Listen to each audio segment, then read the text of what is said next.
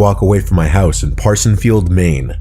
I've been going fishing there for as long as I've lived here. It's hidden away from any roads or houses.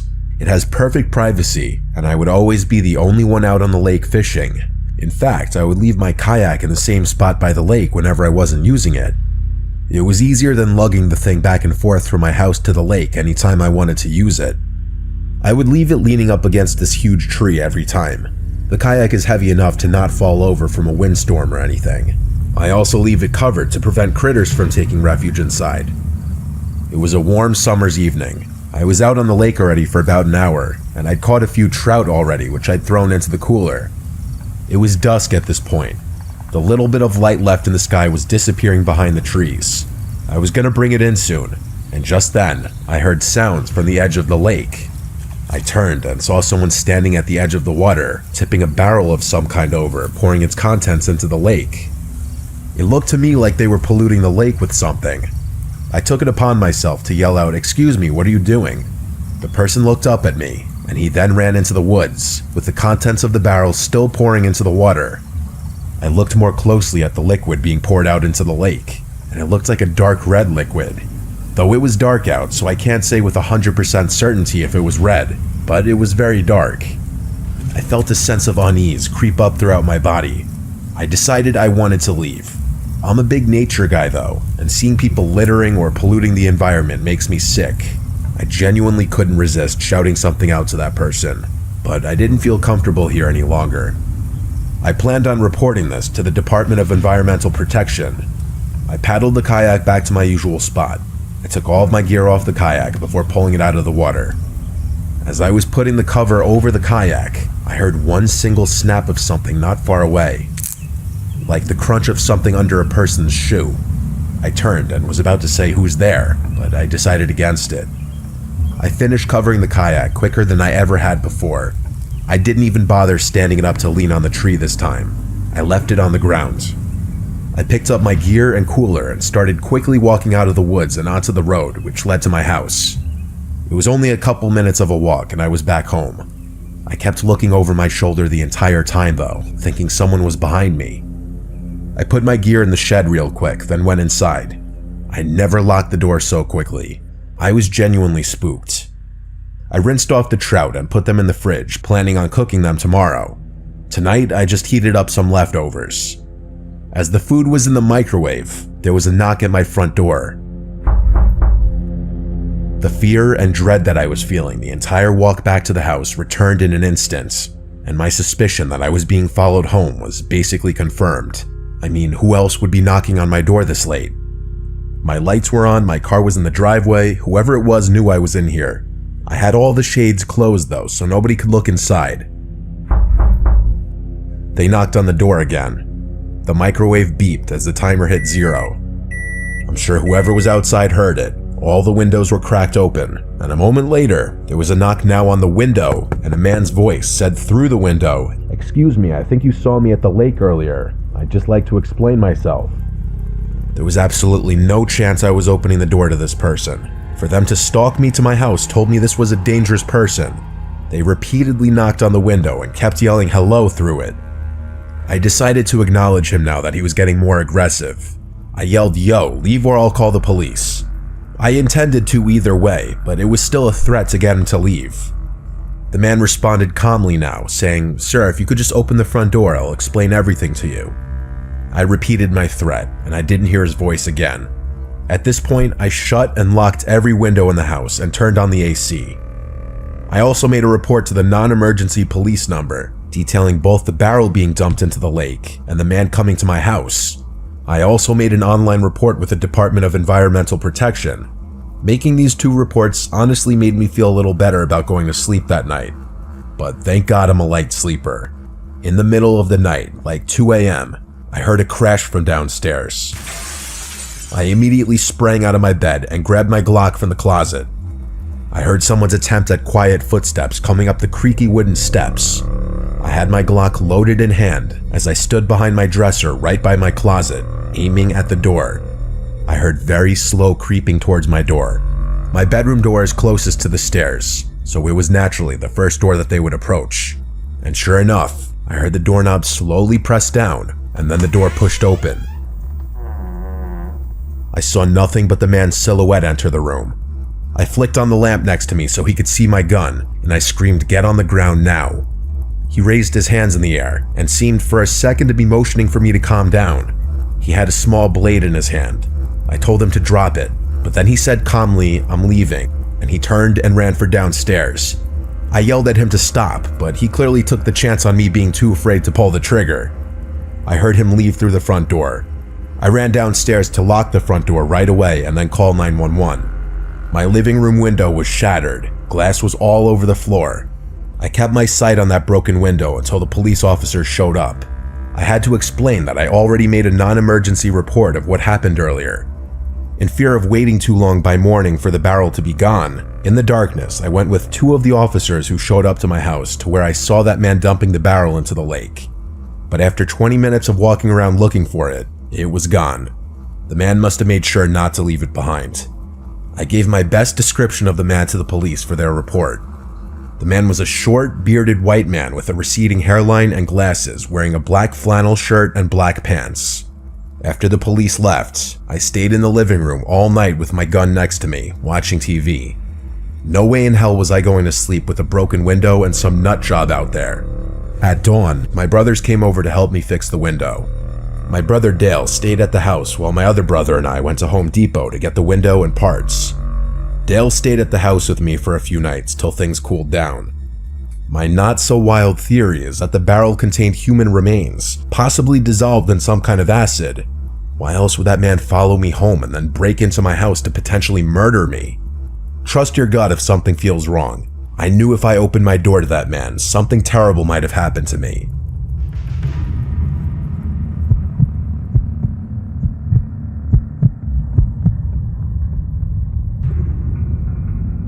Ever since I was a little kid, all the older men in my family would take me fishing every opportunity they got.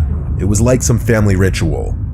I, being the youngest, meant that I was next in line to become an expert, like all of them claimed to be.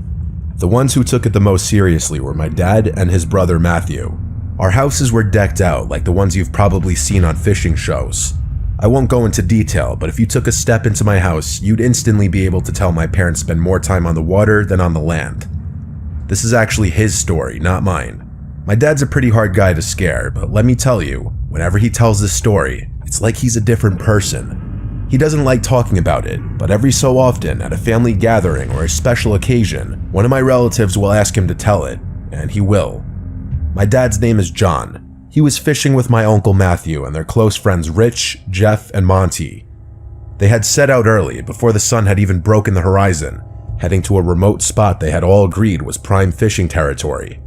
This place was a couple of hours boat ride from the nearest marina, tucked away in a secluded cove-type area that few bothered to explore. It was known among them for its abundant bass and the occasional pike. The day started like any other fishing trip, with the boat cutting smoothly through the mist rising off the water, everyone sharing stories and jokes over the hum of the engine. They anchored the boat in a familiar cove, surrounded by dense forest. Monty was the first to crack open a beer, even though it was so early in the morning. My dad tells me all the time that Monty is his wild friend, the one who tends to drink a little more than he should. They fished for hours, the only sounds being the occasional splash of a lure hitting the water, and their own laughter. Oh, and the occasional crunch of empty beer cans that they were drinking like water. As the day wore on, they had their fair share of catches, each one sparking a small celebration. As dusk approached, the light began to wane. A dense fog rolled in from the water. My dad describes it as the boat literally being swallowed by fog. Rich, who was the most experienced fisherman of the group, kept saying that he had never seen fog so thick. That's how unnatural it was. Jeff, the jester of the group, was almost as drunk as Monty, both of whom were seemingly unfazed by the fog that had ensnared them. It was starting to get dark. They had originally thought that they could just wait out the fog, but it didn't seem to be going anywhere.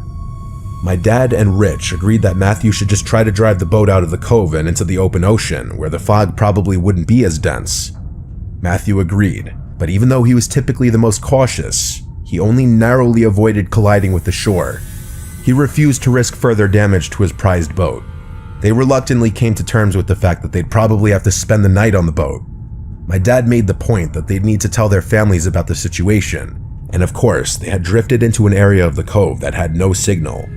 My dad needed to handle some business at work, so neglecting the problem was not an option. He offered to go ashore in search of a signal, and Rich and Jeff said they'd join him. Matthew would stay back to guard the boat and an increasingly inebriated Monty. My dad, Jeff, and Rich made their way over to the shore and jumped out of the boat, only getting slightly wet. My dad made a point of snagging the emergency flares in the boat, just in case they got lost and needed to signal Matthew to come find them. The three of them made their way into the pitch-black woods, lit only by the shine of their phone flashlights. My dad and his friends have all done their fair share of camping, so it wasn't like a forest scared them too much. They began trekking uphill, hoping that higher ground would give them a better chance of finding a signal. My dad always made a point of emphasizing how dark, yet eerily foggy the forest was. You could practically feel yourself slicing through the fog. Just as they were adjusting to the dense atmosphere, a series of strange clicking noises began to permeate the silence, first emerging from directly in front of them before encircling them completely. These sounds were unlike any forest sounds they were familiar with. It was rhythmic yet erratic, as if someone was tapping out a code meant only for the woods themselves. The distinctiveness of the noise made one thing clear: it was human-made. The realization that they weren't alone hit them like a freight train. Rich, the most seasoned of the trio when it came to outdoor survival, whispered urgently for them to turn off their flashlights.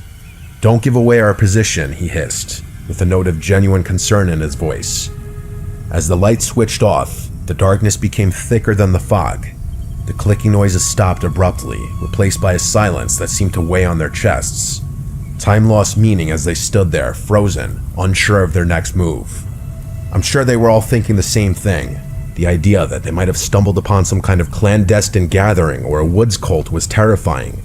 Then, as suddenly as it had stopped, the silence was broken by rustling noises, this time much closer. Then silence again, and then a guttural scream echoed through the trees. A sound so primal and full of anguish that it rooted them to the spot. Before they could process what was happening, rapid stomping noises thundered through the woods towards them. The three men took off back the way they had came. Acting on fear and pure instinct, my dad fired the flare gun behind them. The flare cut through the fog, lighting the woods up. For a moment, the woods were as clear as day, and the sight that met their eyes was nothing short of horrifying. Illuminated by the flare's red glow was a pack of more than 10 individuals dressed in what could only be described as tribal attire. Some of them brandished wooden spears, but the light from the flare only lasted a split second. Jeff screamed and almost stumbled, but Rich quickly grabbed his arm to keep him upright. My dad describes this part as the most overwhelming feeling of pure terror he has ever experienced. The forest seemed to fight against them as they fled, ducking under branches and jumping over roots. By some miracle, they emerged from the tree line, panting and disoriented but alive. They screamed at Matthew to start the engine, the urgency in their voices leaving no room for question. Matthew complied immediately, and the boat lurched forward just as their pursuers reached the shoreline. In the chaos, my dad fired the last flare into the air, back towards the shore. For a split second, as the flare's light pierced the fog, they saw their pursuers at the water's edge. It was freakish. There must have been at least 15 of them just standing motionless at the water's edge. The flare's light faded and it was dark again. Matthew managed to get a safe distance away and stopped the boat again. After the engine was off, the only sounds were Jeff, my dad, and Rich's breathing. My dad says he wasn't able to process what had happened for nearly an hour. He was functioning off pure adrenaline and survival instincts. They ended up taking turns keeping watch while the others slept, and left first thing in the morning as soon as the fog dissipated. Funnily enough, Monty had passed out before everything went down and doesn't remember any of the details of that night. I still get shivers down my spine when I tell this story. I can only imagine what my dad must feel when he thinks back to it.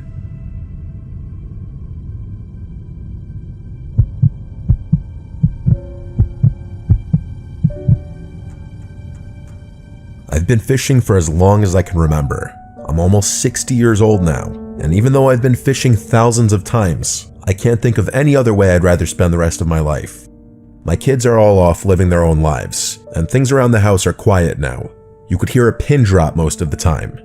Sometimes I miss the old days, being able to throw the pigskin around with my boys in the backyard, but some things just aren't in the game plan anymore. I usually fish with my pals from college, but more often than not, I found myself going at it alone, like a lone wolf. This was one of those times. I haven't stepped foot outside upstate New York in over 15 years. I don't see a reason to. We've got some of the best fishing lakes in the country, and I plan on making full use of them. It was mid-April in the early season, just after the ice out and before May hit. For whatever reason, I decided I wanted a more secluded spot this time around, so I chose a nondescript lake in the middle of nowhere that was pretty small. I drove up an hour before sunrise so that I could be out on the water when the sun poked through. I unstrapped my kayak from the roof of the car and made my way over to the lake.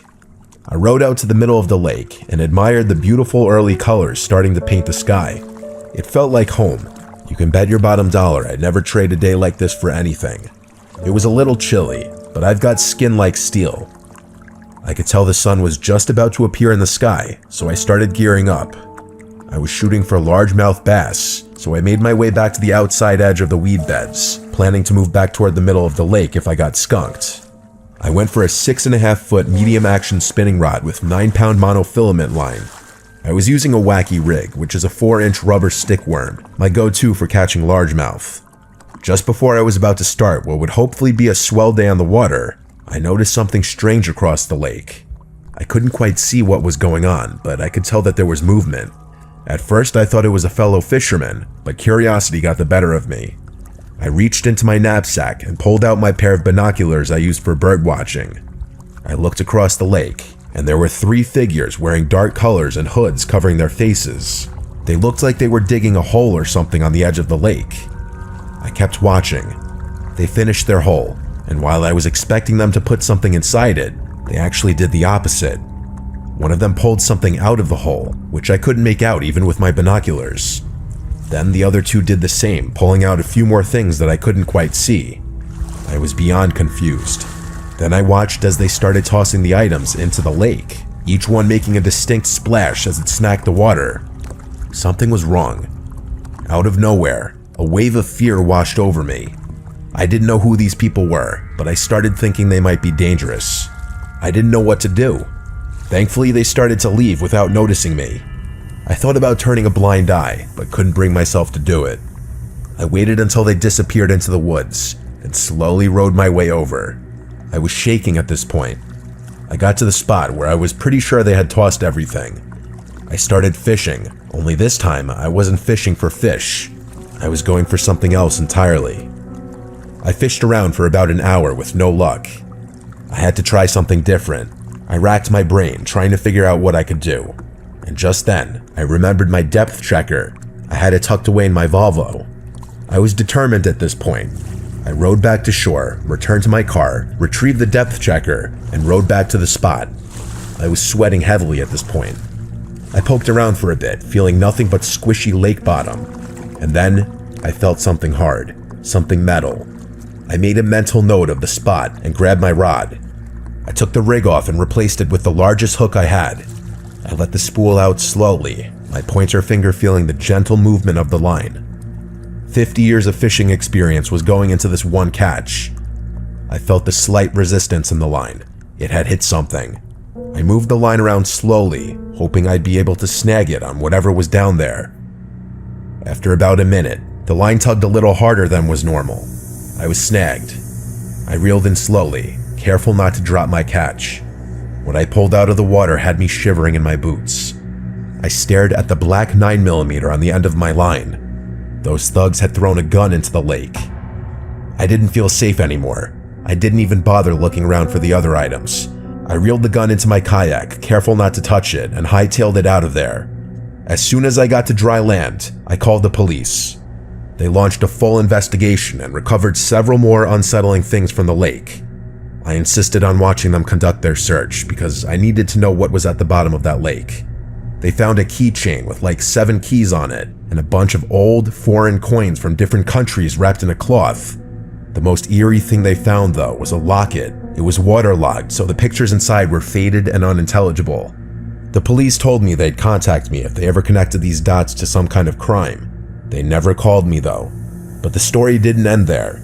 One night, I don't remember how many days after this incident, I heard someone in my front yard say, "That was the car, I know it," and then people snooping around my yard. They never rang the bell or knocked on the door, but I heard multiple people circling my house, and then they just left. I have no idea if it were the same people, and if they were, I have no idea if I'm being watched anytime I leave my house. I alerted the police once more, hoping this would reopen this investigation, but nothing became of it once again. I still have so many questions. Why would those items be buried in the first place?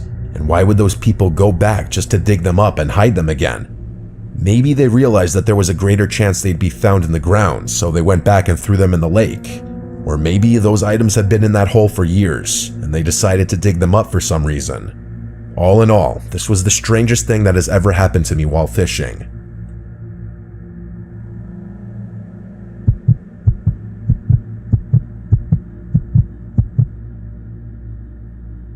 Throughout my life, I would go through phases of different hobbies. I'd pick something that interests me, obsess over it for a year or so, and then find something new to keep myself entertained. During the summer of 2022, I was big into fishing. About an hour's drive away is a shore house my family has owned for decades that's on the water with a lagoon and small Boston whaler. My friends and I would take frequent trips there to fish and just chill. It was the following October after summer when my two friends Kevin and Arian decided to hit the shore house for a weekend to try to catch some striper, as they're abundant during the fall months. Kevin was an avid fisherman, which was a big reason why I got into the whole fishing craze in the first place.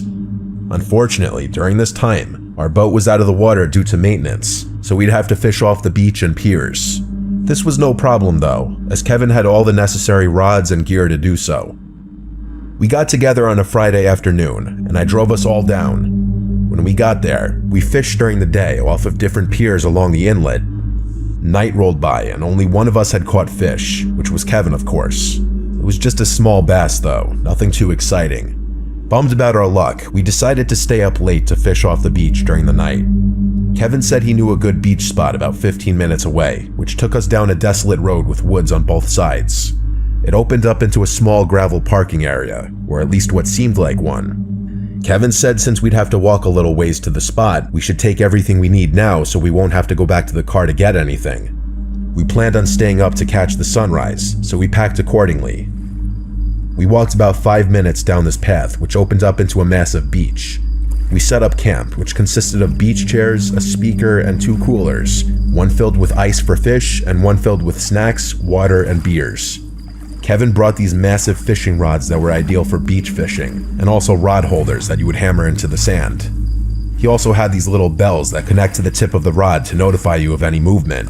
We all casted our rods, cracked a couple beers, and played the waiting game. Within 2 hours, each of us had caught decent-sized fish, which definitely lightened our spirits. We were having a great time, music blasting, knowing that no one was around on this deserted beach. Mid-conversation, Arian stopped talking, lowered the music, and jolted his head to the left. He asked if we heard that, to which we replied, "Heard what?" It looked like he was concentrating on something for a second and then said, "I heard someone yell something." We obviously thought he was hearing things or just joking with us, but he insisted he heard someone yell out something that sounded like a yo or a hey. Either way, it seemed unlikely given that we were on some hidden beach at like 1 a.m., so he quickly forgot about it and our conversation resumed. It definitely made us more aware though. A couple minutes later, right after I cast in a fresh hook, I noticed something out of the corner of my eye. There was something on the beach in the distance, but I couldn't see what exactly. The others noticed it too. As it got closer, we realized what it was. A person walking towards us. We grew silent and turned off the music. He came up to us. It was a middle-aged white man, maybe 40 or 50. He was wearing a dark blue jacket with a hat and hood up. The way he walked up to us was really sketchy, and he had this intimidating look on his face. We said, "What's up?" kind of awkwardly. He just eyed us down for like 10 seconds and then said in a low voice, "What are you boys up to?" It was pretty apparent what we were up to. Kevin said we're fishing, and he let out some grunt of acknowledgement and nodded his head. He didn't say a word after that and just stood there looking at us, and then the rods, and then the water. We shot each other looks thinking he was going to try and rob us. There's no way he could have taken on the three of us, though. The bell on one of our rods broke the silence, notifying us that we had potentially hooked a fish. I said we got one, kind of directed at everyone, but mostly that weird guy in hopes that I would get some response out of him like a normal person. I walked over to the rods and reeled in a small striper. When I went back to unhook the fish, that man had turned around and left. We watched as his dark silhouette faded away into the night. We made sure that we had all of our belongings, then sat and just talked about how odd that encounter was. He left without harming us though, so we concluded that he was just some weird man who is now thankfully out of our business. We kept the music off just to be cautious and cracked a few more beers as our conversation transitioned to different topics. At one point, while staring into the horizon, I thought I heard something in the distance. It took me a second to realize what it was, but when I did, my heart dropped. It was a car alarm. I knew it was mine. It was the only car in that lot, and no houses were out there for probably miles. We started panicking and decided to run back to the car, leaving all of our stuff behind. It took us a couple minutes to get there, and when we did, I was completely distraught. My tires had been slashed and my driver's side window had been shattered. I got on my phone with the police immediately and told them my location and situation. The operator asked if I knew who may have done it, and we said some sketchy guy came up to us as we were fishing. She asked if I knew where he went, and I said no. Just as I said this, we heard rustling in the woods around us. My heart rose into my throat. I felt trapped. We frantically ran like 200 yards down the road and hid in the trees. I told the operator this, and she said to stay hidden and keep quiet. Within 10 minutes, we saw 2 cop cars speed past with their lights on. We ran back to the car and saw 3 officers searching the area. Multiple things had been stolen, including my wallet, some cash that was in the glove box, and the remainder of Kevin's fishing gear. They found a large knife lying on the ground nearby, which they took for fingerprints and evidence.